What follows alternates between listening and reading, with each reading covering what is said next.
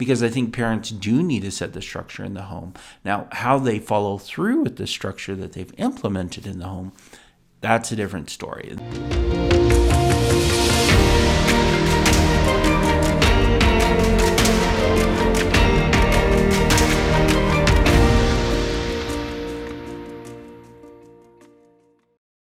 Hello, my friends. I hope everybody's doing well today. We're going to be talking about treatment options for ADHD. And so this actually is a great topic to bring up to parents who are trying to figure out exactly what approach should I be taking. Now, I have to apologize for my voice because I don't know what happened to it. It's kind of low, and I'm not exactly sure why it's this low, but I have been struggling with this kind of weird cough for a while, and so I'm just getting over it. And but I kind of like this. It's kind of like a Barry White voice, right? It's like, hello, right? Probably a great radio voice, but it's not my usual voice. I actually speak a little bit higher than this normally. So anyways, bear with me, if you will, as we accept our imperfections, all our imperfections. Now, before I begin, I want to set my intention for this discussion anyways. And what I want to set my intention to is that I want to be able to convey to you why some of the options that are available to parents are important to consider, specifically because a lot of parents will receive information from a professional and they'll think, well, that absolutely will not work. That approach is just ridiculous, and I don't want to do that.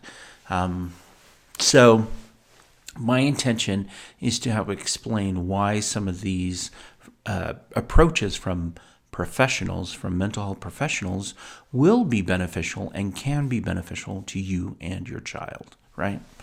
The first thing I do want to be able to discuss with you is this idea that we learn to be a little more open-minded to some of these approaches. Now, I am not talking about some kind of crazy, weird, way out there program or anything like that. These are things that have been founded in science to be helpful, especially with mental health and dealing with ADHD. We are not going to be talking about medication here because medication is something that you should be consulting with your medical professional about, and specifically because every child is unique and different and their makeup is different. The way they respond to medications is different. Covering something like that is really out of the realm of what we do here at Smarter Parenting. So I'm going to share with you an example of something that happened to me. I've been working lately with a family who have a child with ADHD, and we are doing home visits. So I actually go into the home and I work with them there. Now that is my background. I did that for around 10 years.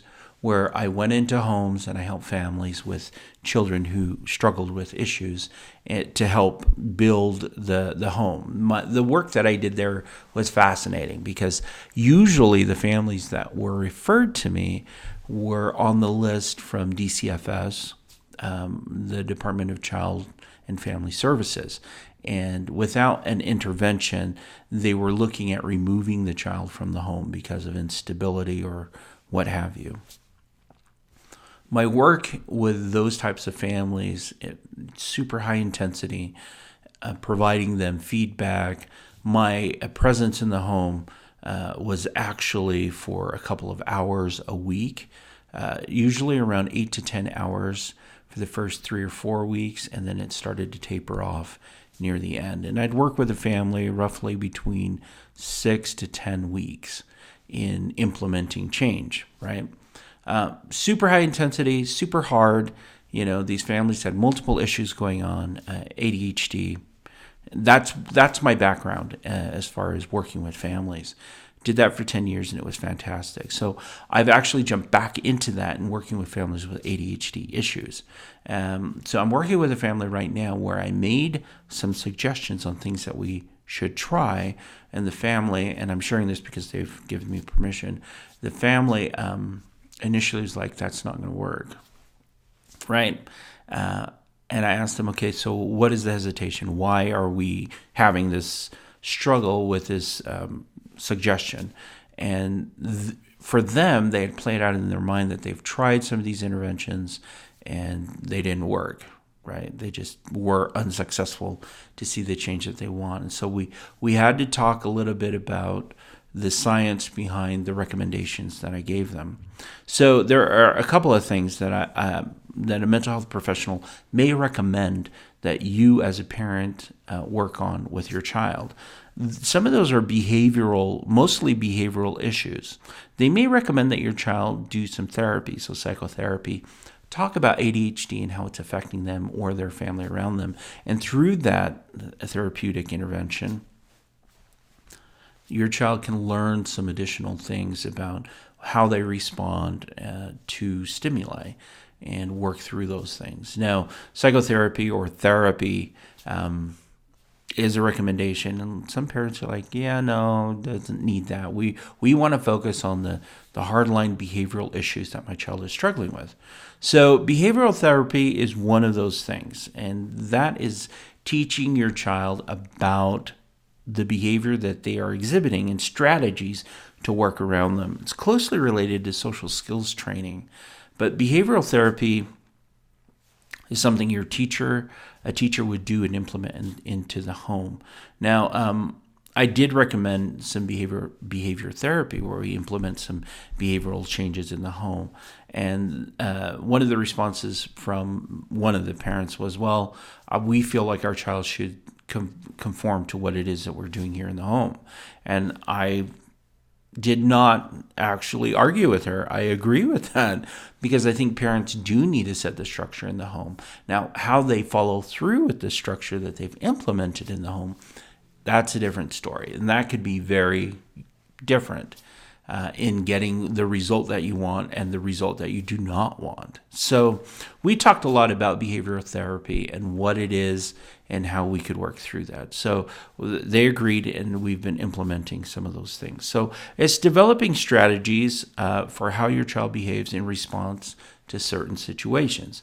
So if the child is having some issues, for example, following instructions, what are the strategies you are going to implement, or what are the strategies your child is going to implement to comply with what it is that you want them to do, right? So we put that in place. The next thing we put into place was social skills training, which can sometimes be useful if a child shows serious issues dealing with social environments. So it's kind of like behavioral therapy. The goal of social skills training, though, is to help them with the social aspect and what is appropriate in the environment that they're in. So, for example, for ADHD children, it could be waiting their turn in conversations. It could be learning how to share toys appropriately. It could be asking for help. It could be dealing with a sibling who's making fun of them or teasing them. How do they respond to those things? Those are social interactions that you can help teach your child how they should be responding to those.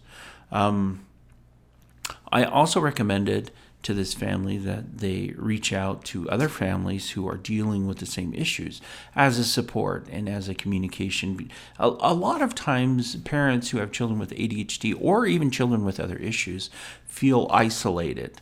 And specifically when the child requires a lot of attention and a lot of monitoring, a parent can feel completely isolated from the world. And that isolation actually is a dangerous place to be. And I say that it's dangerous because in the isolation, you start to form this idea that you're dealing with things on your own and that there is no support out there. The reality is there are other parents who are dealing with the exact same thing you're dealing with, and reaching out and creating a network of support can be very, very helpful for you. There's nothing like sitting down and talking to somebody that you know understands exactly where you've been and what you've been through. We seek those people out, right? So finding a support group would be very, very helpful and beneficial. And if you're trying to find one, you can find a million on Facebook. Now, it's not the same as actually connecting with somebody, but you may be able to find somebody in your general vicinity or your location by connecting through Facebook. Now, one thing I do recommend for all parents, and that's parent training, and that's helping parents learn the skills that they need in order to implement change in their home. With the family that I'm working with, we are working on rewards and consequences that are immediate, right? Now, you can jump over to the Smarter Parenting website. We have a skills lesson on that. And of course, everything on the website is free for you, right? So why wouldn't you jump over there to get some resources? Anyways, with implementing rewards and consequences that are immediate, that helps connect the behavior of the child with the consequence.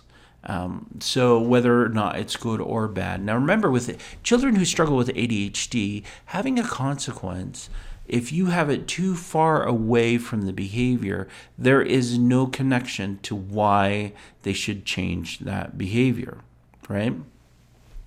So if a child is arguing with their sibling and you say, I'm going to give you a consequence, but then you wait until then later that day, you say, well, because you did this back then, it's less effective than if you say, okay, you're arguing with your sibling now, here's the consequence. Here, you're going to receive it right now. And that way it's connected. And they're like, okay, I do this, it's connected to this. And with ADHD children who struggle with this, connecting those dots is essential to making a shift in the behavior that they have. So that's what we're working on with this family is immediacy on their reaction to the behaviors rather than waiting until they're upset or angry or whatever. That does require them to spend time doing that and putting off some other things. However, in the long run, the more consistent you are at putting that much time in the beginning, it will save you time in the long run because then you're not dealing with the same issues over and over and over again. That's part of parent skills training, right? We've also been working on timeouts, on family time, how they're spending time together. Those are all things that we are working on, and this is all part of the parent skills training aspect of it. One thing I do with all the parents that I work with is managing their own stress levels. And that's learning where their tolerance level is and where the breaking point is. And so that also is part of the parent skills training, is helping them learn where their breaking point is and not getting to that breaking point. It's actually addressing it beforehand so they never get to that point. There's nothing less resourceful than a parent who has reached the breaking point and is just out of control, right? This includes parents who give out consequences that are kind of outrageous.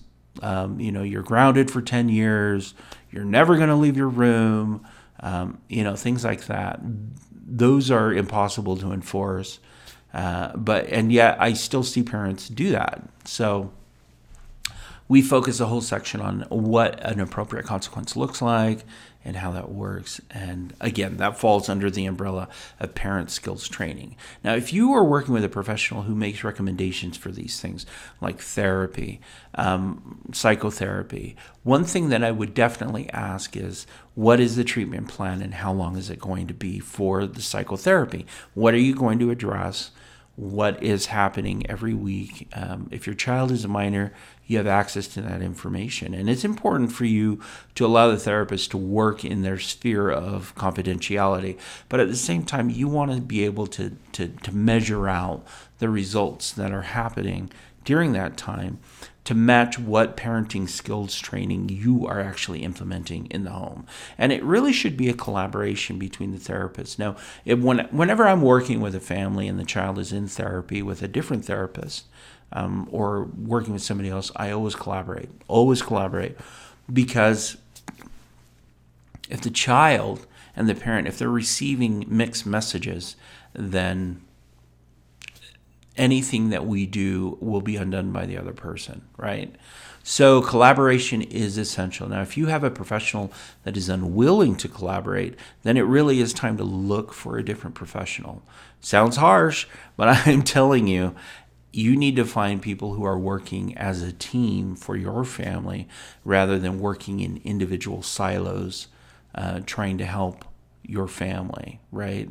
The team approach is the most effective way, because if they know you're working on this, they could be working on this as well, and bringing those together will be even more powerful, right? So, my intention at the beginning was to give you a reason why it's important for you to follow the recommendations from your mental health professional, even if you feel like, I don't know if this is going to work. I ask questions. You need to ask questions about what they're doing and how they're doing it. And you also need to be open to this. Now, if you've tried some of these techniques and they haven't worked for you, you have to ask yourself a few questions. The first one is, how consistent were you in being able to follow through with this? And then longevity. How long have you been able to be consistent in following through with this, right? Those tend to be the two things that parents either give up too soon or they haven't done it long enough to see the results that they need to see. With ADHD children, it will take a little bit longer for you to implement these changes and for the changes to stick. So be consistent and just move forward with the plan that you establish with your mental health professional, or even just with your spouse if you decide to sit down and work through this with your spouse or with another caregiver or your partner, whoever it may be, whoever is involved with the child's life. You can even do this with teachers who are at school and say, okay, this is what we're working on at home. We want you to support what it is that we're doing. So we just want to make you aware of what's happening. And if you can do that whenever you interact with the child, that'd be helpful. Very, very easy to do, to talk to somebody else about that. So those are some of the recommendations that you may receive from a mental health professional in working with your child. And if you receive these, really, accept it and work with it and see if you can find a way to make it work. And if you feel like, I've done this and it doesn't work, it's time to recalibrate and readjust and ask questions and figure out why these interventions may be beneficial to you. But then go back and do them, because these have been the things that have been most consistent as far as seeing change with families over a long period of time. These things do work. It just depends on the implementation and how well you do it.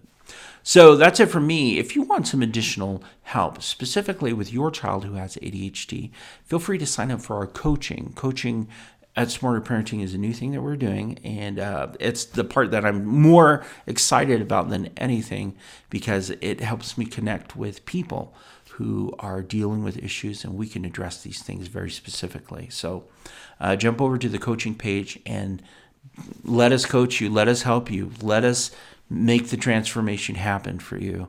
Let's work together so we can do this. Sign up for coaching. That's it for me, and I will see you again next week. All right, bye.